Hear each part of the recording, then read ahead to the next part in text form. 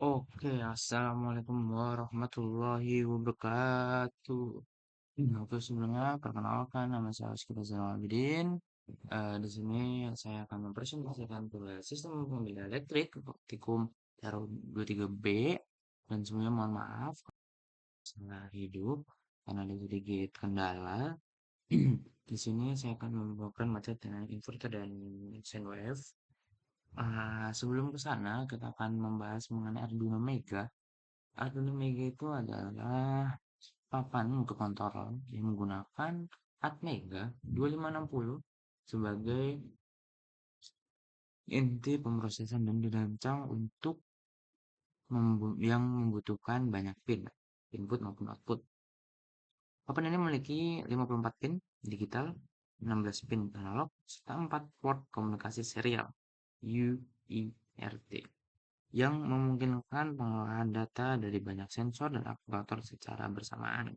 Dengan kapasitas memori flash sebesar 256 KB, SRAM 8 KB, dan EEPROM 4 KB, Arduino Mega mampu menampung program yang cukup besar dan kompleks. Karakteristik ini menjadikan Arduino Mega sangat sesuai untuk sistem otomasi, robotika, dan juga pengendalian mesin yang membutuhkan struktur program panjang dan stabil.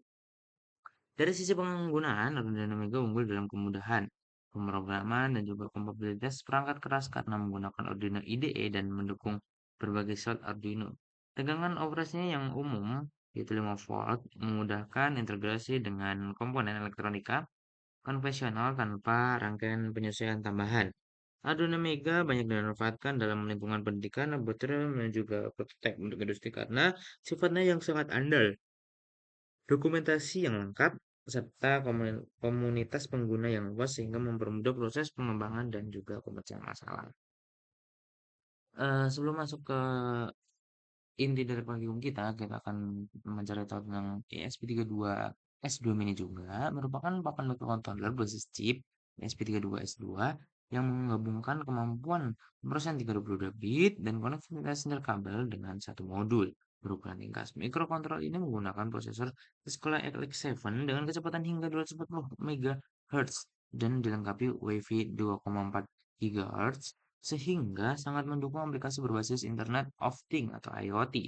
Selain itu, ESP32 S2 Mini ini menyediakan berbagai fitur peripheral seperti ADC, PWM, SPI, A2C, dan UART yang memungkinkan komunikasi dengan beragam sensor dan modul eksternal. Meskipun jumlah pin GPIO relatif terbatas, dalam penerapannya ESP32 Mini ini menonjolkan pada efisiensi daya, kecepatan, pemrosesan, dan juga kemampuan komunikasi nirkabel terintegrasi tanpa modul. Papan ini juga dapat diprogram menggunakan Arduino IDE maupun ESP IDE, IDF, sehingga fleksibel bagi pengguna pemula maupun tingkat lanjut karena ukurannya yang sangat kecil dan fitur WiFi bawaan ESP32 S2 banyak digunakan pada semua monitoring jarak jauh, smart device, wearable, serta aplikasi otomasi berbasis jaringan yang membutuhkan konektivitas internet secara langsung.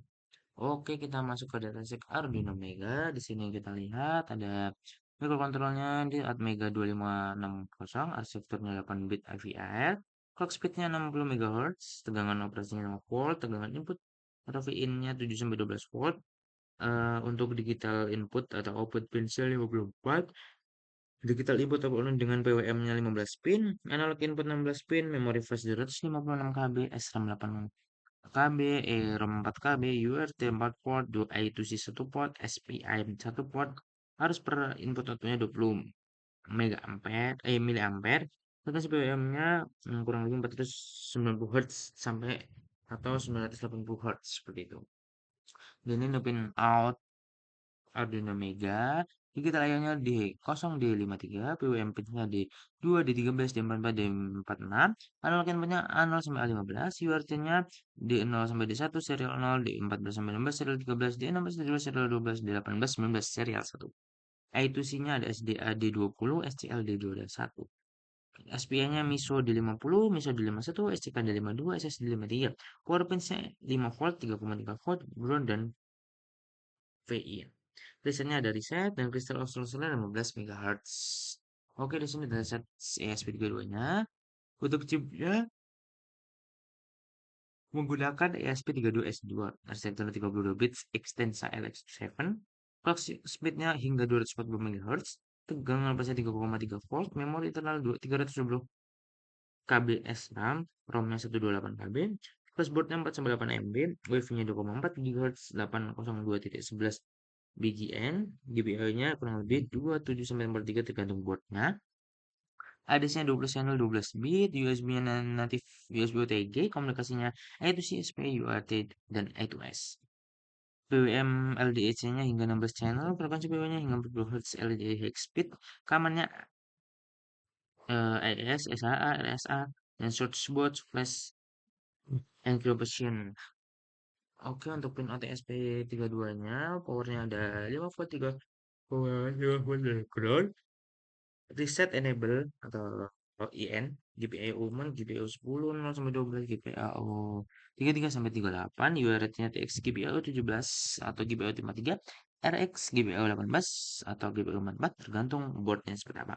OITUS-nya SDL GPIO 08, GPIO 9, STL-nya SPI-nya CLK, GB 036, M misalnya GPIO 3037, GPIO 37, masihnya GPIO 35, C aja GPIO 34.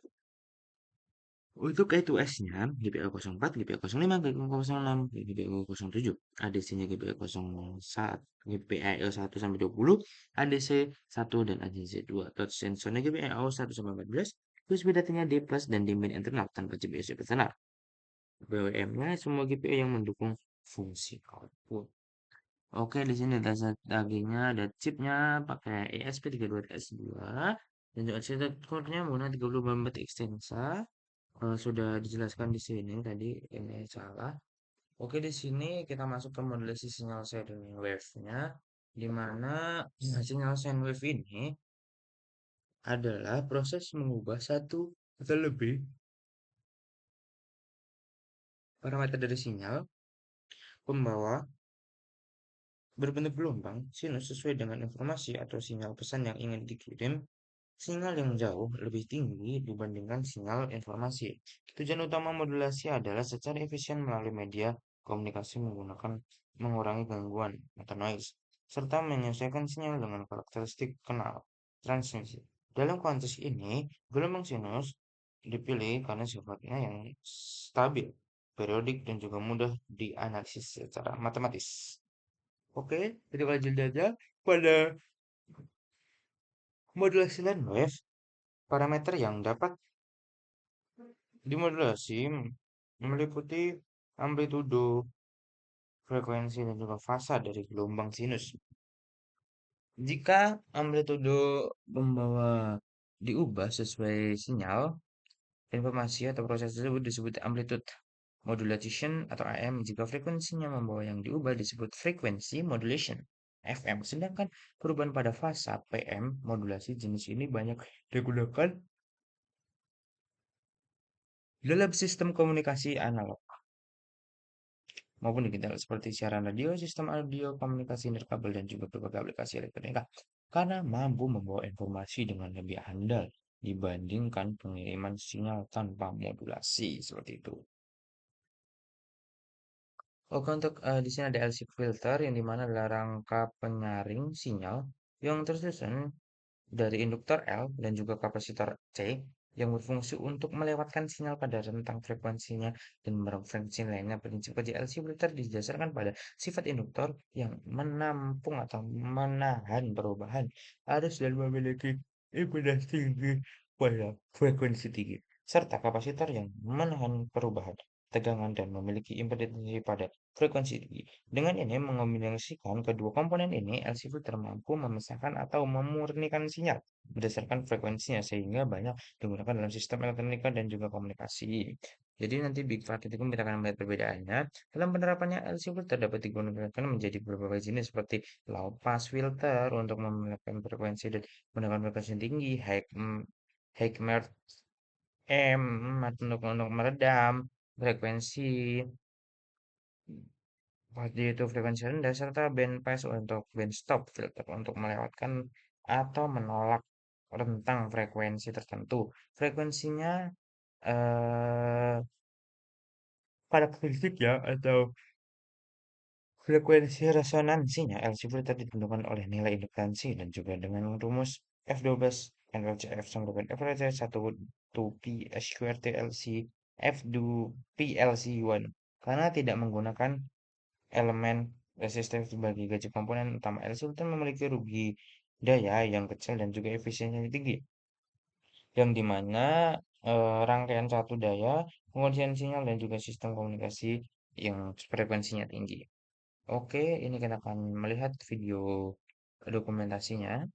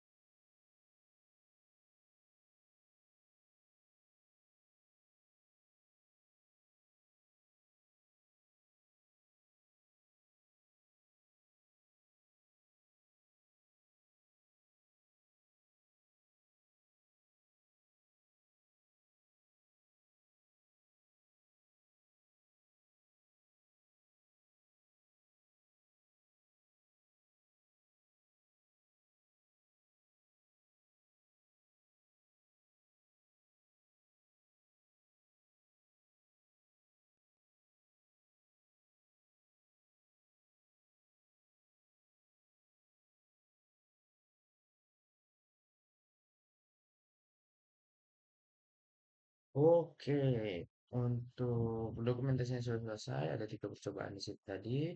Dan terima kasih banyak. Wassalamualaikum warahmatullahi wabarakatuh.